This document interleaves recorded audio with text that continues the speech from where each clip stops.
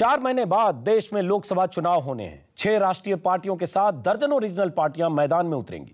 लेकिन इस बार इन जमी जमाई पार्टियों के बीच अरविंद केजरीवाल की एक ऐसी नई पार्टी भी लोकसभा चुनाव में हुंकार भरने वाली है, जिसने अभी अभी दिल्ली में कामयाबी के झंडे गाड़े हैं। दिल्ली के बाहर केजरीवाल की पार्टी का ऐसा कोई सियासी वजूद नहीं जिसे देखकर हम या आप अंदाजा लगा सकें कि केजरीवाल फैक्टर कितना काम कर सकता है। लेकिन केजरीवाल के ललकार से राष्ट्रीय राजनीति के फलक पर छा जाने को बेकरार नेताओं की नींद उड़ गई है। दिल्ली की हुकूमत पर हक जताने वालों के होश उड़े हैं। नरेंद्र मोदी ने चुप्पी साध रखी है। ये सवाल उठने लगे हैं कि अगर 2014 के चुनाव में केजरीवाल फैक्टर हावी हुआ तो मोदी के मंसूबों की हवा तो नहीं निकल जाएगी। सबसे ज्यादा खतरा मोदी के मिशन यूपी को लेकर है। यूपी में लोकसभा की 80 सीटें हैं और कहते हैं कि दिल्ली का रास्ता यूपी से होकर ही जाता है। अगर केजरीवाल की पार्टी ने यूपी में सियासी समीकरणों को प्रभावित किया तो मोदी के लिए मुश्किल खड़ी हो सकती है। लेकिन जातिगत राजनीति में फंसे यूपी में क्या केजरीवाल दिल्ली जैसा कमाल दिखा पाएंगे? लोकसभा चुनाव लड़ने का ऐलान केजरीवाल के अति आत्मविश्वास का नतीजा तो नहीं? क्या 4 महीने के भीतर केजरीवाल 4 बड़ी पार्टियों वाले यूपी में अपनी जगह बना पाएंगे? सबसे बड़ा सवाल ये कि क्या यूपी होगा अरविंद केजरीवाल का अगला कुरुक्षेत्र? क्या मोदी के मिशन यूपी में रोड़ा बनेंगे केजरीवाल? इन्हीं सवालों पर बात करेंगे कई मेहमानों से, लेकिन सबसे पहले देखिए एक रिपोर्ट। अब इस लड़ाई को पूरे देश में ले जाना पड़ेगा। बहुत दूर हमें जाना है, दिल्ली से तमिलनाडु तक जाना है। देश का चुनाव भी लड़ेंगे, आने वाले चुनाव भी लड़ेंगे। कश्मीर से कन्याकुमारी तक झाड़ू चलेगी साथियों, झाड़ू चलेगी, झाड़ू चलेगी। आम आदमी पार्टी। आम आदमी के अनुष्ठान की बदौलत देश में सियासी प्रतिष्ठानों की बुनियाद हिलाने वाली अरविंद केजरीवाल की पार्टी अब 2014 की लड़ाई के लिए हुंकार भर रही है। इस ललकार की गूंज दिल्ली के तख्त-ओ-ताज पर कब्जा करने की मंशा रखने वाले मोदी और उनकी पार्टी को भी सुनाई दे रही है। बीजेपी नेताओं को लगने लगा है कि 1 साल पहले बनी ये नवोदित पार्टी दिल्ली में उनके सपनों में पलीता लगाने के बाद लोकसभा चुनाव में उनके लिए सरदर्द न बन जाए। अमेठी से राहुल गांधी के खिलाफ अपनी पार्टी के प्रखर वक्ता कुमार विश्वास को उतारने का शिगुफा छोड़कर केजरीवाल की पार्टी ने संकेत दे दिया है कि 2014 के चुनावी रण में उत्तर प्रदेश ही उनका अगला कुरुक्षेत्र होगा। लेकिन जिस केजरीवाल की विजय घोष से दिल्ली में बीजेपी का हलक सूख गया, जिस केजरीवाल की प्रचंड ताकत के आगे मोदी का महा मैनेजमेंट भी बीजेपी को सत्ता और सिंहासन तक नहीं पहुंचा सका, जिस केजरीवाल की वजह से दिल्ली में मोदी फैक्टर हवा हो गया, जिस केजरीवाल की वजह से कांग्रेस के पैरों तले जमीन खिसक गई, उसी केजरीवाल, उनकी पार्टी और उनके नेता कुमार विश्वास को क्या क्या उपाधि दे रहे हैं यूपी बीजेपी और कांग्रेस के नेता, पहले जरा ये देखिए। गोरखपुर की जनता ने स्थानीय निकाय के प्रति अपना आक्रोश व्यक्त करने के लिए को चुनाव जिता दिया था। कौन? कुमार विश्वास। वो क्या लड़ेगा? वो क्या लड़ेगा? क्या लड़ेगा? अरे वहाँ जोकर बहुत हैं, एक जोकर और पहुँच जाएगा। अरे वहाँ तमाम जोकर लड़ते हैं, कानपुर में भी एक लड़ रहा। केजरीवाल की पार्टी और उनके साथियों को कमतर आंकने का ये सिलसिला पुराना है। लेकिन जब दिल्ली के नतीजे आए तो कांग्रेस का सुपड़ा साफ हो गया। बीजेपी के लिए सत्ता और सिंहासन का सपना दृश्य लोक में चला गया। मोदी की ऐसी बोलती बंद हुई कि अभी तक मौन अवस्था से बाहर नहीं आए हैं। अब 2014 की हुंकार भरने वाले केजरीवाल को भी पता है कि जो यूपी में असरदार होगा वही देश की हुकूमत का सरदार होगा। दिल्ली जीतने निकले मोदी की नजर भी मिशन यूपी पर है। लोकसभा चुनाव से पहले ही नैतिक लड़ाई हार चुकी कांग्रेस से ज्यादा मुश्किल चुनौती खुद को बीजेपी का चैंपियन मानने वाले नरेंद्र मोदी के लिए है। 2009 के लोकसभा चुनाव में यूपी से कांग्रेस को 21 सीटें मिली थी, जबकि बीजेपी के पास यूपी से इस वक्त 10 सांसद हैं। बीजेपी को उम्मीद है कि यूपी में उसे मोदी फैक्टर का फायदा मिलेगा। 1998 के लोकसभा चुनाव में जिस वक्त वाजपेयी की लहर थी, यूपी से बीजेपी को सबसे ज्यादा 57 सीटें मिली थी। 2014 में अगर केजरीवाल फैक्टर आड़े आया तो क्या बीजेपी 16 साल पहले वाला प्रदर्शन दोहरा पाएगी? केजरीवाल फैक्टर की सबसे अधिक चिंता अब मोदी खेमे में है। केजरीवाल की पार्टी अगर उत्तर प्रदेश की 80 सीटों पर सियासी समीकरणों का खेल बिगाड़ देती है तो क्या मोदी का सपना पूरा हो पाएगा? लेकिन केजरीवाल के लिए सबसे बड़ी चुनौती यह है कि देश में अपनी ताकत दिखाने के लिए उनके पास सिर्फ 4 से 5 महीने का वक्त है। क्या इतने कम वक्त में केजरीवाल यूपी का कुरुक्षेत्र जीत पाएंगे? Bureau report, news 24।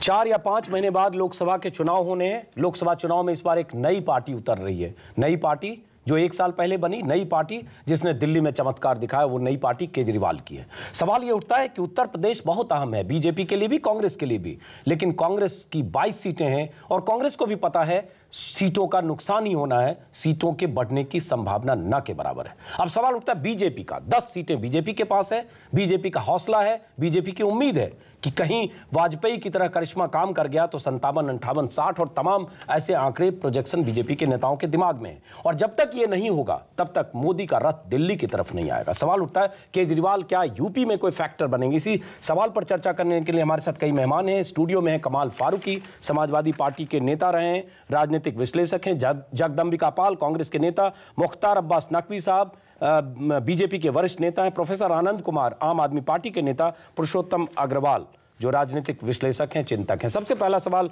Mukhtar Abbas Naqvi जी, किसी भी ढंग से क्या आप चुनौती मानते हैं केजरीवाल को? दिल्ली में किसी ने नहीं माना, ना बीजेपी ने, ना कांग्रेस ने, और उसके बाद दिल्ली में जो हुआ वो हमने देखा।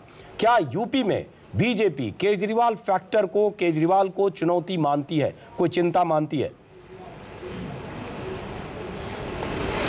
देखिए, देश की जनता जिस तरह से कांग्रेस के कुशासन से कराह रही थी उसी तरह से दिल्ली में था, और जो कुछ भी फैसला आया है निश्चित तौर से कांग्रेस के कुशासन के खिलाफ देश की जनता का और दिल्ली की जनता का जनादेश है।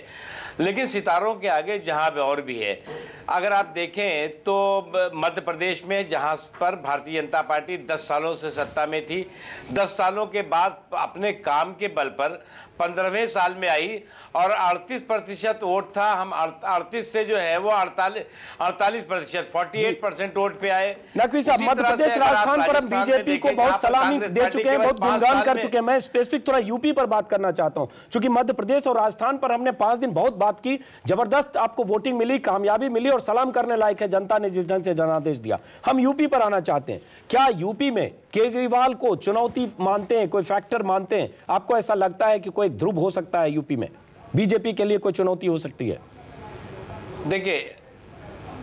देखिए यूपी में समाजवादी पार्टी भी है, बहुजन समाज पार्टी भी है, और ये पीस पार्टी भी है, दूरदर्शी पार्टी भी है, बहुत सी पार्टियां हैं, और वो पार्टियां कितको चुनौती होंगी ये तो समय बताएगा।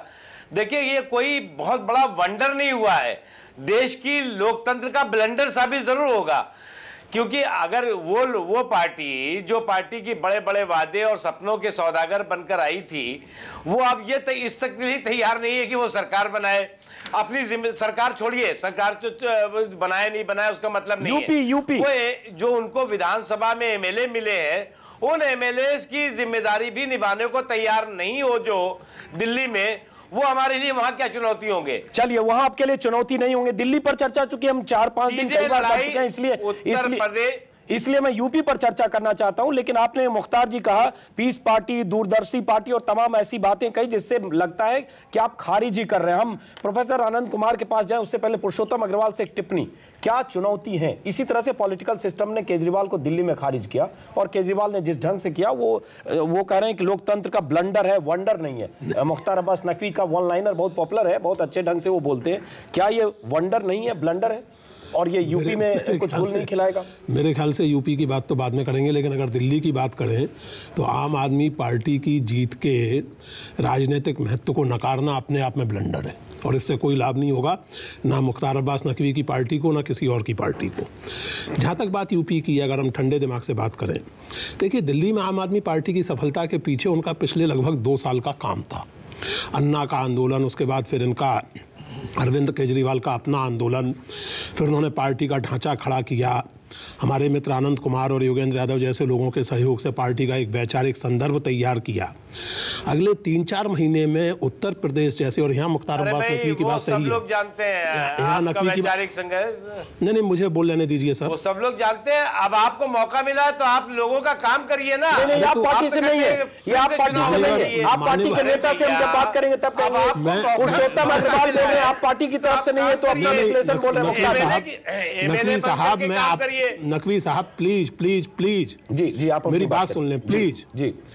तो ये जो उत्तर प्रदेश की जटिल राजनीतिक स्थिति है, और इतना बड़ा उत्तर प्रदेश है, इतनी वहाँ की सामाजिक ढांचे में विविधता है, 4 महीने में आम आदमी पार्टी उस तरह का इम्पैक्ट छोड़ पाएगी जैसा कि उसने दिल्ली में छोड़ा, इसमें तो मुझे संदेह, इसमें संदेह है।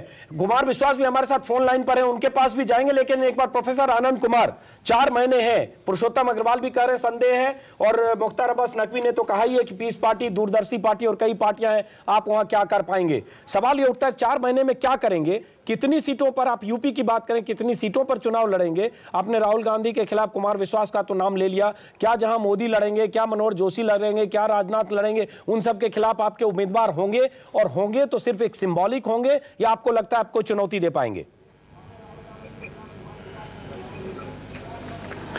नहीं अजीत जी, अभी जो बातें कही गई ये दोनों गंभीर बातें हैं। मुख्तार अब्बास नकवी साहब तो यूपी के ही बेटे हैं, और पुरुषोत्तम अग्रवाल जी पूरे देश की राजनीति की नब्ज पर हाथ रखना जानते हैं।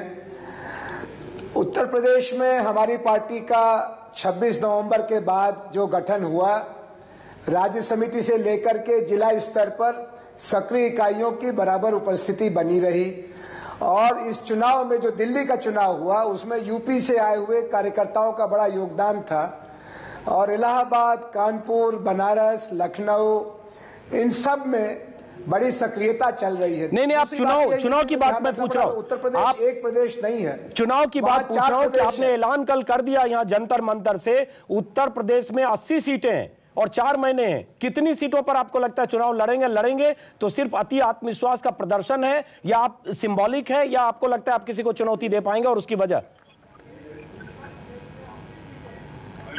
नहीं, जैसा हमने कल आह्वान किया है अपने धन्यवाद कार्यक्रम में, उत्तर प्रदेश में कई जनाधार वाले नेता और संगठन हैं, उनको जोड़ करके हम उत्तर प्रदेश की 80 सीटों में बहुत बेहतरीन और गंभीर उम्मीदवारी के लिए लोगों को जोड़ेंगे।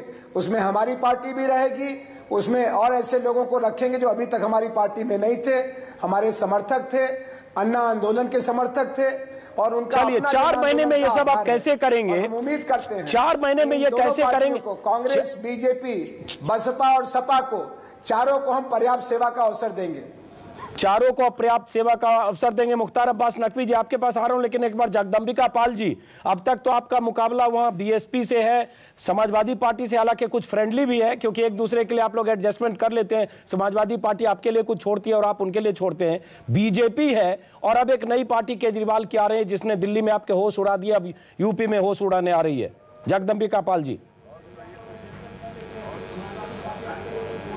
देखिए, अब आपको 2003 के असेंबली के चुनाव मालूम होंगे, 2004 में उसके बाद हमने बेहतर प्रदर्शन लोकसभा में किया, 2009 अगर पिछला लोकसभा का चुनाव देखें तो उत्तर प्रदेश में कांग्रेस को 22 सीटें मिली, बीजेपी को मात्र 10 सीटें मिली, 21 मिली समाजवादी पार्टी को और 20 मिली बहुजन समाज पार्टी को।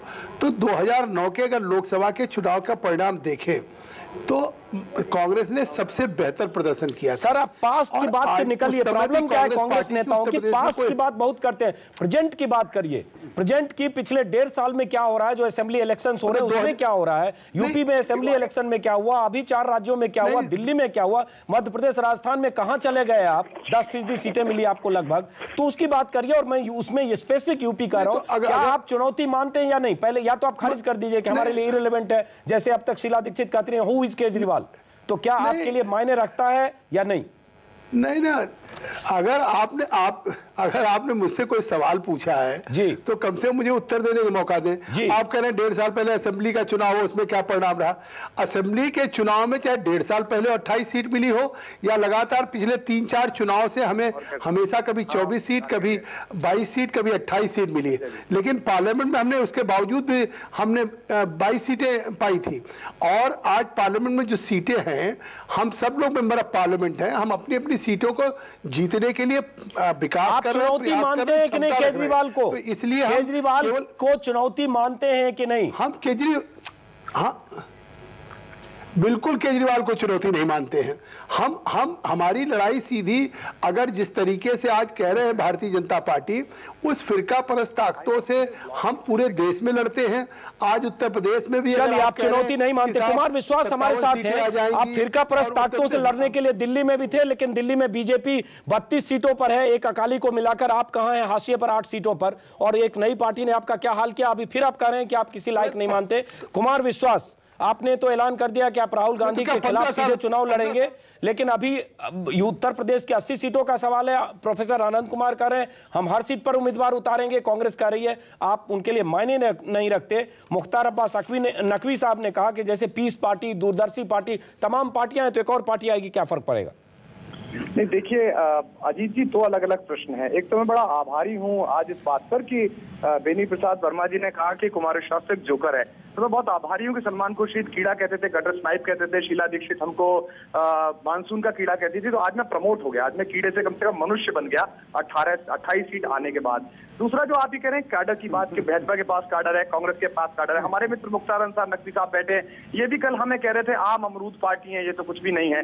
तो लोकतंत्र में जिनको 30% के आसपास मतदान दिया हो लोगों ने, या 28 लोग दिया हो, अगर उसके ऊपर इनकी लोकतांत्रिक टिप्पणी है तो इसका भी मैं स्वागत करता हूं। और दूसरा, जहां तक कैडर की बात है, प्रोफेसर आनंद कुमार मेरे वरिष्ठ साथी, उन्होंने जो कैडर बताया उसके अतिरिक्त मैं कहना चाहता हूं, हम इस संभावना पर चुनाव नहीं लड़ रहे कि कैडर कितना है, हम इस संभावना पर भी चुनाव लड़ रहे हैं कि पैसा कहां से आएगा। हम इसलिए चुनाव लड़ रहे हैं कि हमारा चुनाव आम आदमी खुद लड़ता है। कुमार विश्वास की कोई औकात नहीं है कि नहीं, तो आप मोदी के खिलाफ अपने उम्मीदवार खड़े करेंगे, आप अडवाणी के खिलाफ, राजनाथ सिंह के खिलाफ, बीजेपी के बाकी नेताओं के खिलाफ अपने उम्मीदवार खड़े करेंगे? मैं साफ साफ जानना चाह रहा हूं। उत्तर प्रदेश में बहुत सारे और नेता होंगे, हालांकि अडवाणी नहीं होंगे, लेकिन मोदी हो सकते हैं, जोशी हो सकते हैं। आपके यहाँ बैठे हैं जी, पुरुषोत्तम अग्रवाल साहब बैठे हैं। भाषा ने विमर्श ऐसा बना दिया है हमारे संवाद का कि हम मंदिर बोलते हैं तो मस्जिद बोलना पड़ता है, अन्यथा हमें राष्ट्रवादी कह दिया जाता है, सांप्रदायिक कह दिया जाता है। तो हमने राहुल पर अगर एक बात कही तो मोदी पर तुरंत पूछ ली जाती है। और राहुल जी पर जो टिप्पणी की थी वो मनीष सिसोदिया का प्रस्ताव है।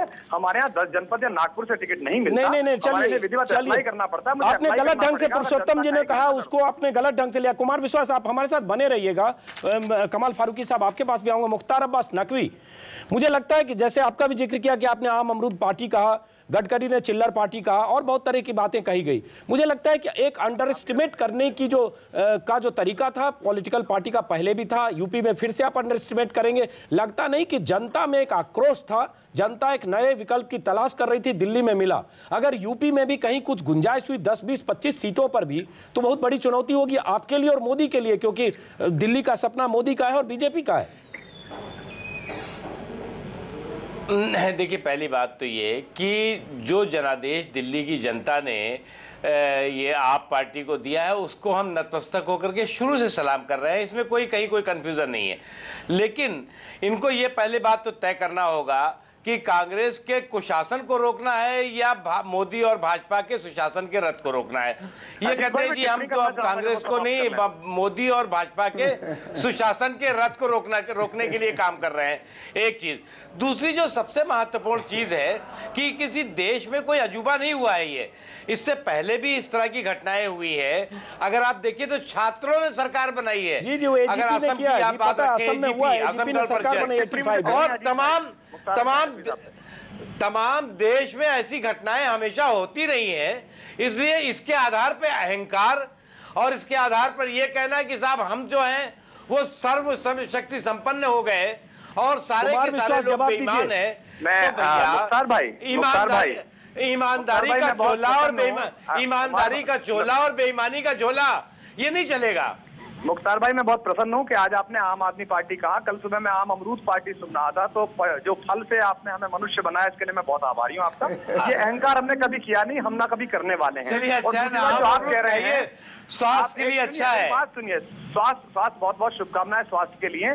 मैं चने खाकर हमने आपको हरा लिया। कुमार विश्वास, उन्होंने कहा, मैं टू द पॉइंट कह रहा हूँ कि ये इंडिया अगेंस्ट कांग्रेस नहीं है। एमसीडी जो एशिया की भ्रष्टतम 10 संस्थाओं में शुमार है, जहां 12.5 करोड़ रुपए में वेबसाइट बनती है, ये उन येदियुरप्पाओं की, उन गडकरियों की, उन निशंकों की पार्टी के खिलाफ भी है। आप चाहते हैं कि भ्रष्टाचार केवल कांग्रेस का दिखाई दे, आप दिखाई दे।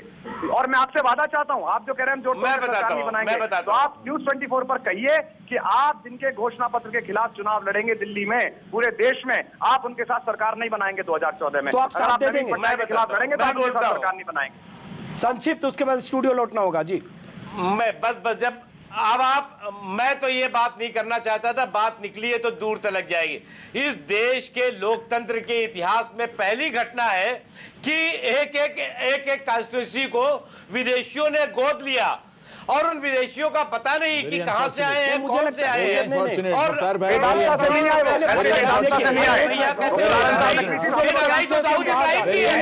लड़ाई तो दाऊद इब्राहिम भी है।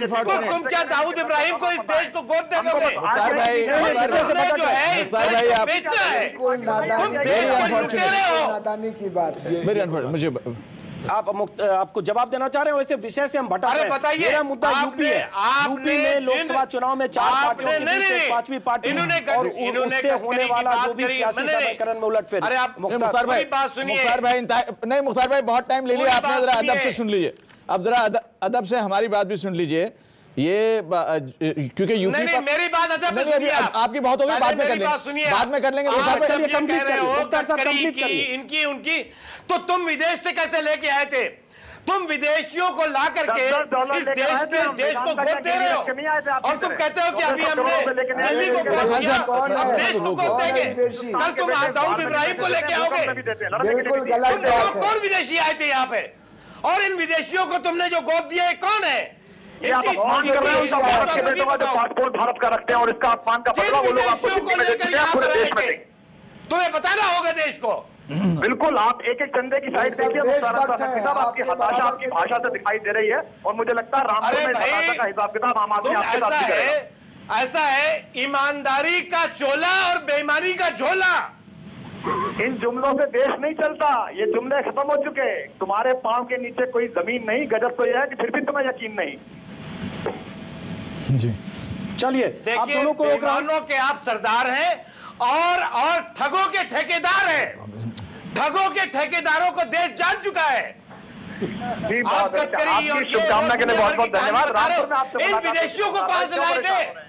कल दाऊद इब्राहिम को लाके यहाँ बैठा दोगे तुम? नहीं, वो आपका काम है, वो आपका देश को छोड़ने का काम है, आतंकवादियों को कंधार में छोड़ने का। तुम जो है हमारे पास बताओ, देश को लिख के दो कि किन किन विदेशियों को तुमने देश को ठेके पे दिया है। आप उन विदेशियों के नाम देख लीजिए, उन भारतीय पासपोर्ट धारकों का जो आप अपमान कर रहे हैं न्यूज़ 24 पर, वो सब देख रहे हैं। और ये वेबसाइट पे डाली जाएगी बहस और ये यूट्यूब पे भी डाली जाएगी। पूरी दुनिया के उन 66,000 लेके बैठे हुए भारत और बाहर रहने वालों ने, जिन्होंने 10-10 रुपए दिए लड़ाई के लिए, उन्हें विदेशी आप दोनों को रोकना होगा। आप दोनों को रोकना होगा। मुख्तार साहब, कुमार विश्वास, माफ करें, आप दोनों को रोक रहा हूँ क्योंकि आप दोनों को रोक रहा हूं। मुख्तार साहब, कुमार विश्वास, हम वापस यूपी पर लौटते हैं और जिस ढंग की टीका टिप्पणी तलखी है वो हमारे सामने कमाल फारूकी साहब बहुत तलखी से बहुत सारी बातें, आरोप प्रत्यारोप एक दूसरे को लगाया। लेकिन हम यूपी पर लौटते हैं क्योंकि उससे हम बात कहीं बढ़ेगी नहीं और व्यक्तिगत टीका टिप्पणी होगी। फिर मैं वहीं लौटता हूं। क्या फैक्टर हैं केजरीवाल? हालांकि बहुत सारी तलखी, गुस्सा जो दिखा मुख्तार अब्बास नकवी का। मुख्तार साहब, आप तो बहुत हमारा एक कहना है संजीदगी से आप इतना गुस्सा क्यों? हमको भी बोलिए अंजुम भाई, अब हमको बहुत देर हो गई से सुनी। मुख्तार साहब, ये चाहता हूँ नहीं अंजुम भाई, मुख्तार भाई, अब हमको बहुत देर हो गई इंतजार करते हुए। हम गुस्सा क्यों कर रहे हैं? सुन लीजिए, संजीदगी से रहिए। मुख्तार भाई बोलने जी। मुख्तार भाई प्लीज, मुख्तार भाई, कुमार भाई सुनिए, मुख्तार साहब, कुमार साहब प्लीज हमको बाहर मत हो जाइए। कुमार भाई हमको टाइम दीजिए थोड़ा सा। कुमार भाई, मुख्तार साहब एक मिनट। मुख्तार साहब जरा, हम ये महसूस करते हैं। नहीं, मेरा एक सवाल है। नहीं, अभी बाद में सवाल कीजिएगा भाई, बाद में सवाल कीजिएगा, बाद में सवाल कीजिएगा। केवल एक सवाल। मुख्तार भाई बाद में सवाल कीजिएगा बाबा। मुख्तार भाई बाद में सवाल कीजिएगा। सुन लीजिए, एक आदमी, दोनों में तो कोई रुकेंगे ना। चलिए आप रुक जाइए। ऐसे तो एक मिनट मुख्तार साहब, मुख्तार साहब, बाकी लोग भी हैं। दिल्ली की कॉन्स्टिट्यूंसी को गोद दिया है मुख्तार साहब, लेकिन वो मुद्दा नहीं है। इन्होंने किन किन विदेशियों को दिल्ली की मुख्तार साहब, वो आपने कहा ना, उसका उन्होंने जवाब दिया। मुख्तार साहब, ये विषय डिबेट में बाकी मेहमान भी हैं, उनको भी अपनी बात रखने दें। मुख्तार साहब, विदेशियों को इन्होंने दिल्ली की कॉन्स्टिट्यूंसी को गोद दिया है और उन विदेशियों ने कितना पैसा दिया है। मुख्तार साहब बास की दिशा फिर बदल रही है।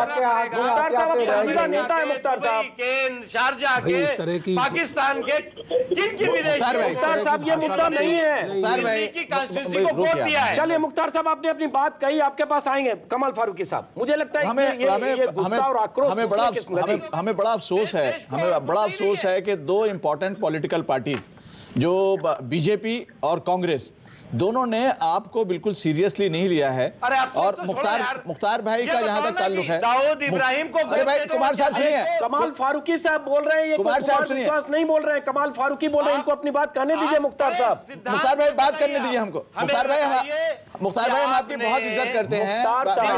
किन विदेशियों को वोट दिया है? मुख्तार साहब ये कमाल फारूकी साहब बोल रहे हैं, इनको तो सुनिए, ये समाजवादी पार्टी के नेता रहे, ये नहीं है आप में, इसलिए इनकी बात सुनिए। पहली बात तो ये है कि आप क्योंकि बहुत ही अच्छे लफ्जों में बात करते हैं, लेकिन आज आपका जो ये गुस्सा है, ये आपका जो एम्बैरेसमेंट है, और ये आप बतला रहा है कि फ्यूचर में क्या होने वाला है। और मुझे अफसोस की बात यह है कि जगदम्बा साहब भी जो है वो भी बहुत ही सीरियस सारे लोगों को बेईमान कहेंगे तो क्या करेगा? लीजिए मुख्तार भाई, सुन लीजिए ना एक मिनट। और जिस तरह से हमारे कांग्रेस के भाई ने भी, मैं भी उनकी भी बड़ी इज्जत करता हूं, जिस तरह से बिल्कुल नकार दिया आप पार्टी को, मेरे ख्याल से आप राइटिंग ऑन द वॉल जो है ना नहीं देख पा रहे हैं। और यकीन मानिए कि अगर आपने यही सब कुछ किया तो यूपी के अंदर भी वही हशर होने वाला है जो दिल्ली में होगा। आप बिल्कुल क्लियरली ये समझ लीजिए कि जहां तक मैं डिस्कस नहीं करूंगा और दूसरी जगह, लेकिन कुमार साहब जरा बात करने दीजिए। जो राजस्थान में और मध्य प्रदेश में आपको इतनी बड़ी मेजॉरिटी मिली है, उसकी वजह यह है कि वहां कुछ दूसरा विकल्प लोगों के पास नहीं था। बीजेपी बना, और अगर ये विकल्प, अगर ये आप पार्टी दिल्ली के अंदर भी नहीं होती तो आपको यहाँ भी 65 सीटें मिलती। आपको मैं भी बोलूंगा। अब जहां तक यूपी का ताल्लुक है, यूपी में आपने जितने भी समीकरण बतलाए हैं, आप अंदाजा लगा लीजिए कि यूपी की जनता इतनी बेवकूफ नहीं है कि यूपी की जनता दिल्ली के अंदर जो हैपनिंग हो रही है उसको ना जानती हो, प्रैक्टिकल चीजें ना जानती हो। यूपी की जनता जबकि बिल्कुल करीब में है बॉर्डर पर, और जैसे भी कुमार साहब ने फरमाया, बहुत सारे लोग यहाँ आकर देख भी रहे हैं, उनके रिश्तेदार भी हैं, आप भी यूपी के हैं, मैं भी यूपी का हूँ, लेकिन मैं दिल्ली की पॉलिटिक्स को देख रहा हूँ, हम में से कोई नहीं समझ रहा था। मैं ये महसूस करता हूँ कि अगर कोई भी जिम्मेदार आदमी, उसमें मैं किसी का नाम लिए बगैर कर रहा हूं, अगर आप पार्टी को अगर आप निगेट कर रहे हैं तो मैं समझता हूं कि ये सबसे बड़ा ब्लंडर कर रहे हैं। ये वंडर के लिए ब्लंडर कर रहे हैं आप। Now it is a fact कि आप पार्टी जो है वो एक फैक्चुअल पोजीशन है, आप उसको नकार नहीं सकते। आप चाहे उसको फॉरेनर कहें, कुछ भी कहें, लेकिन वो है। आपने अपने कुमार विश्वास, एक मिनट होल्ड करिएगा, जरा पुरुषोत्तम अग्रवाल इनकी भी बात लेते हैं। पुरुषोत्तम जी, दिल्ली का मामला जाहिर है बीजेपी बनाम कांग्रेस था, उसमें एक आप पार्टी आई, 3 साल की पृष्ठभूमि हमको 2010 से देखना होगा, अन्ना मूवमेंट से लेकर उसके बाद यूपी में 4 पार्टियां हैं, 2 नेशनल पार्टियां, उसके बाद बीएसपी और समाजवादी पार्टी, और जातीय समीकरण और बहुत लंबा चौड़ा ताना बाना है। 20 साल 22 साल देखें, तमाम तरह के उठाफटक पॉलिटिकल सिस्टम में हुआ। उसमें क्या केजरीवाल, और मैं जब ये कह रहा हूं 4-5 महीने सामने, उसके भी मद्देनजर कोई फैक्टर बनेंगे? ऐसा है, और मैं निवेदन करूंगा आपसे और सारे पैनल से कि मुझे 1-1.5 मिनट दे दें। जी, अनइंटरप्टेड। दिक्कत यह है कि हमारी जो पारंपरिक एस्टेब्लिश्ड पॉलिटिकल पार्टियां हैं, और मैं सचमुच चकित हूं और थोड़ा दुखी हूं, यहाँ जिस तरह आम आदमी पार्टी के प्रति अपने फ्रस्ट्रेशन और अपनी हताशा को जिस तरह अभिव्यक्त किया गया, जिन शब्दों में अभिव्यक्त किया गया, उससे मैं सचमुच चिंतित हूँ। दूसरी बात मैं ये कहना चाहता हूँ कि ये जो पॉलिटिकल पार्टियां हैं, ये आम आदमी पार्टी के डायनेमिक्स को नहीं समझ रही हैं। आम आदमी पार्टी जो है वो उस तरह की पारंपरिक पॉलिटिकल पार्टी अभी तक नहीं है। कल को क्या होगा राम जाने। हो सकता है कि इसका भी वही असर जो असम में ऑल असम स्टूडेंट्स यूनियन का हुआ था, या सन 77 के चुनाव के बाद जनता पार्टी का जिससे बड़ी उम्मीदें थी उसका हुआ था, वो अभी भविष्य के गर्भ में है।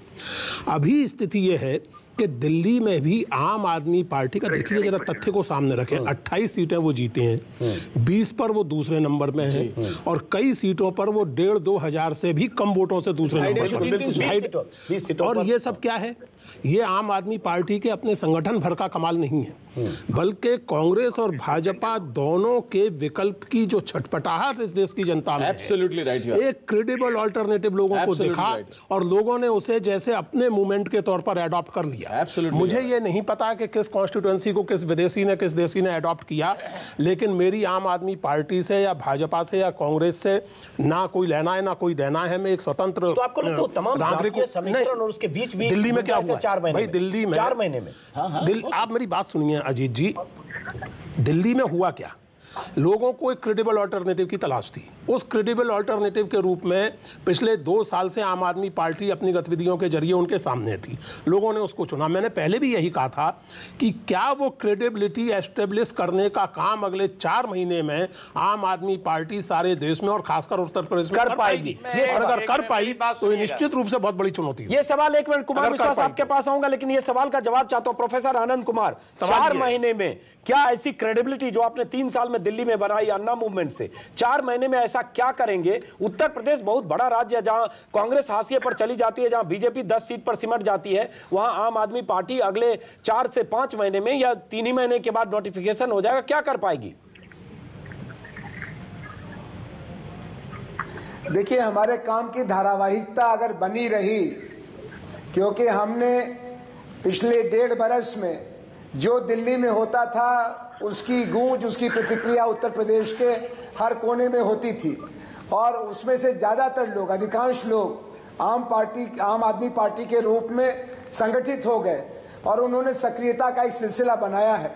अब दिल्ली के चुनाव का जो लाभ मिलना चाहिए हमको, उसको अगर हमने खूबसूरती से वहां पेश किया, खुले दिल से, अन्य साथियों और आंदोलनों के प्रति सम्मान रखते हुए, क्योंकि भाजपा तो अपना पत्ता चल चुकी है, उसने मुजफ्फरनगर में एक मॉडल दे दिया है कि इस चुनाव को उत्तर प्रदेश में हमको भ्रष्टाचार बनाम सुशासन की बजाय हिंदू बनाम मुसलमान में लड़ना है।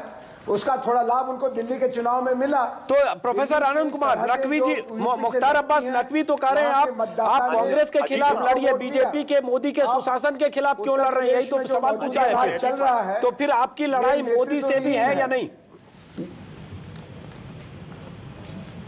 नहीं, मोदी का तो रथ रुक गया, वो तो मोदी के रथ का पहिया दिल्ली में टूट गया, उसका रिपेयर करना पड़ेगा। सही बात है, बहुत सही कहा, बहुत सही कहा। मुख्तार अब्बास नकवी जी, प्रोफेसर आनंद कुमार कह रहे हैं मोदी का रथ का पहिया दिल्ली में टूट गया, अब रिपेयर करना पड़ेगा, यूपी में मुश्किल होने वाली है। आप भले ही हालांकि मैं फिर से आग्रह करूंगा थोड़ा गुस्सा कम करें, आप तो बहुत संजीदा नेता हैं, एक लाइन बोलते हैं बहुत अच्छा लगता है, आप थोड़ा शांति से बोलेंगे, हंस के बोलेंगे, अच्छा लगेगा। नकवी साहब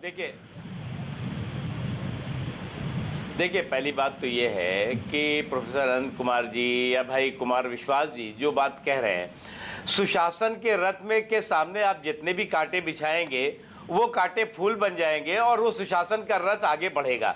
एक चीज़, दूसरी चीज़ जो मैं बार बार बात कर रहा हूँ कि जब ये सारे देश को भ्रष्ट कहते हैं, सारी राजनीतिक व्यवस्था को भ्रष्ट कहते हैं, तो इन्हें ये भी बताना चाहिए कि इन्होंने दिल्ली की लगभग 40 से ज्यादा कॉन्स्टिट्यूंसी को इन्होंने दे दिया। कौन से विदेशी हैं वो, कौन से विदेशी हैं वो, कौन से विदेशी हैं? अरे भैया, अगर आप कहो कि एनआरआई है तो एनआरआई तो दाऊद इब्राहिम भी है। तो भैया, आप कल को लोकसभा की सीटें उनको गोद देने वाले हो क्या? तो इसलिए ये जो एक नया चलन चला है कि हम बड़े ईमानदार हैं, यूपी की लड़ाई को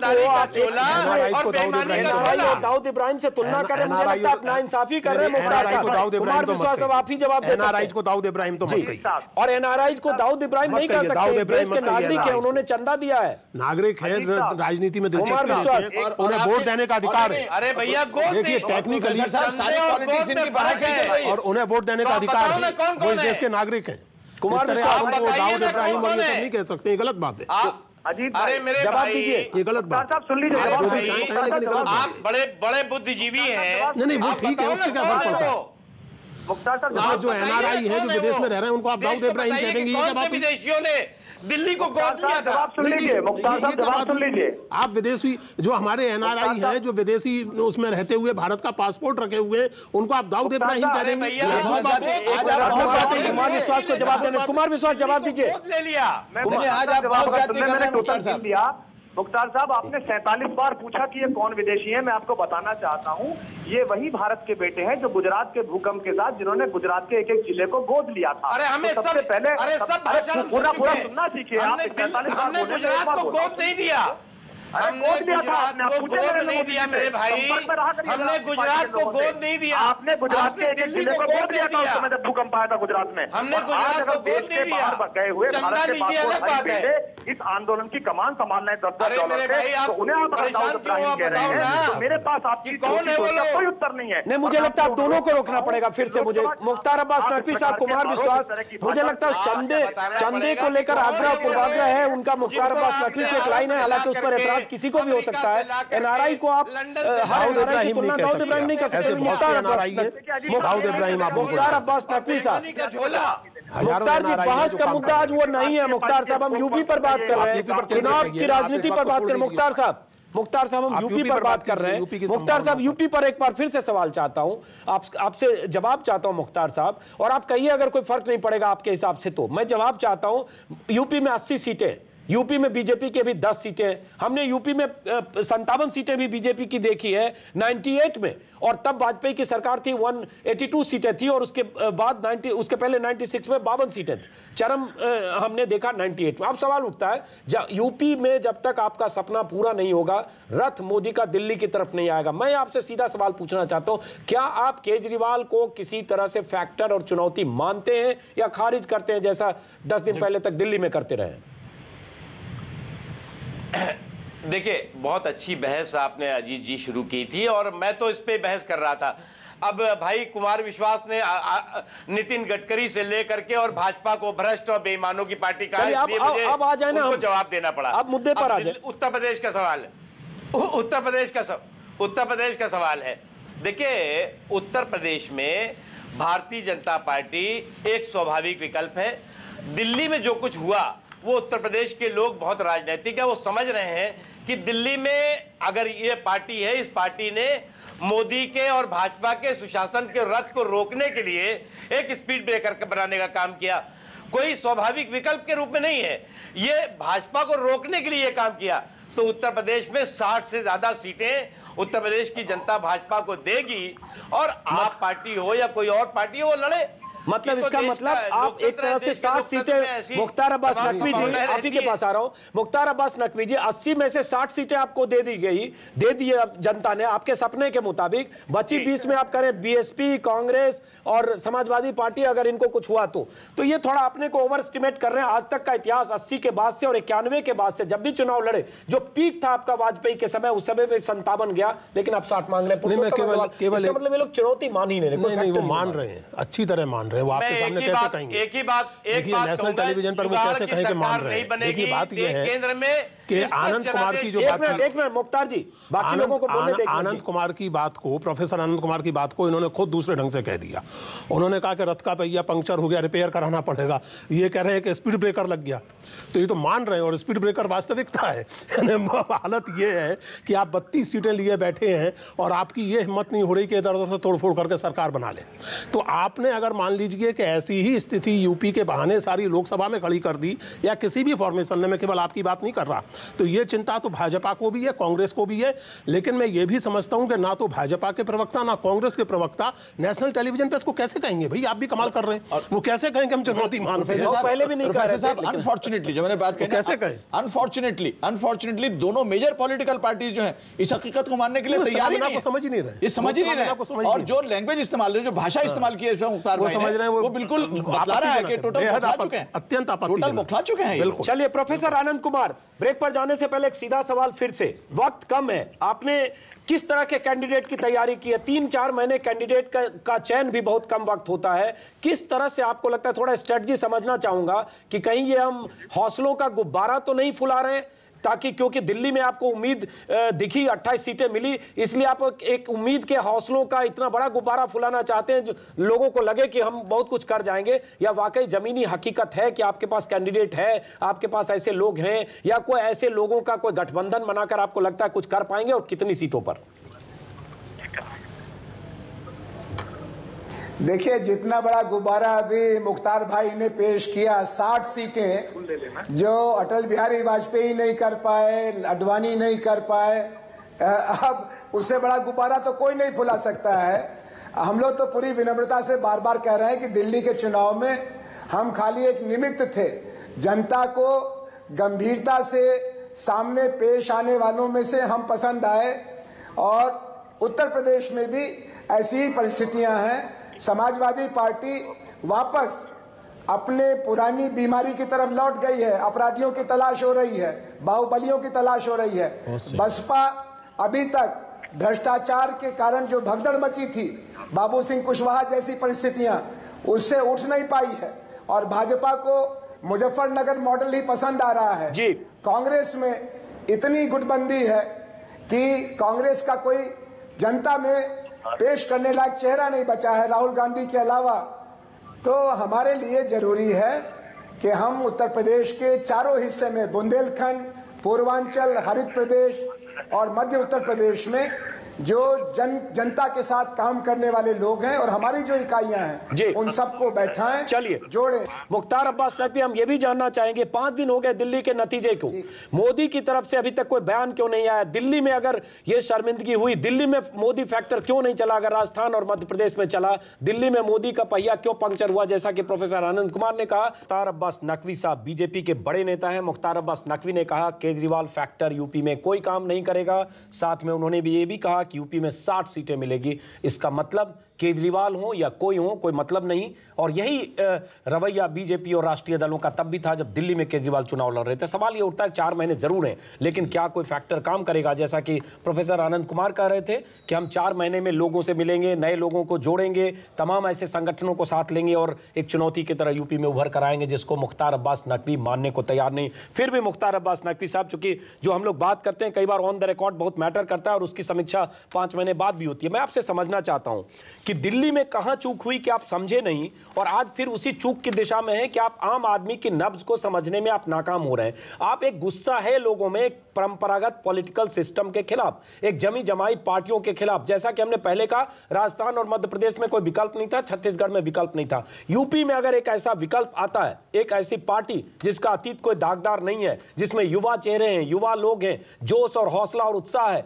तो क्यों नहीं जनता कुछ सीटों पर ही सही अगर उन्हें कुछ वोट देती है हजारों में, तो आपका खेल क्यों नहीं बिगड़ेगा? और क्यों नहीं जनता उनको कुछ सीटों पर कबूल कर सकती है? मुख्तार अब्बास नकवी साहब, क्यों आउटराइटली आप रिजेक्ट कर रहे हैं ऐसी किसी चुनौती को? देखिए, पहली बात तो अजीत जी, हम स्काई लैब तो है नहीं कि स्काई लैब की तरह एक पार्टी कूदी बिना जिम्मेदारी की। देखिए, ईमानदार तो वो होता है जिसको मौका मिले, मौका मिला तो उस मौके को निभाने को तैयार नहीं है। अब ये कहते हैं कि जी हमें ये मौका मिला है, अब उसके बाद दोबारा चुनाव कराओ और हम लोकसभा का देंगे। अभी जितना आपको एमएलए का मौका मिला है उसको भी इस जिम्मेदारी को निभाने को तैयार नहीं। एक चीज़। दूसरी चीज़, भारतीय जनता पार्टी जो है वो, अगर आप कहते हैं हम नए लोगों को जोड़ेंगे, तो हमारा तो ये अनवरत ये काम चलता ही रहता है। करोड़ों हमारे कार्यकर्ता है, प्राइमरी मेंबर है, कैडर बेस्ड पार्टी है, तो ये आप नई चीज़ कर रहे हैं। हम जो है वो वर्षों से ये काम कर रहे हैं। एक चीज़। दूसरी चीज़ कि आप खेल बिगाड़ने वाली पार्टी हैं, आप जो है वो खेल बनाने वाली पार्टी नहीं है।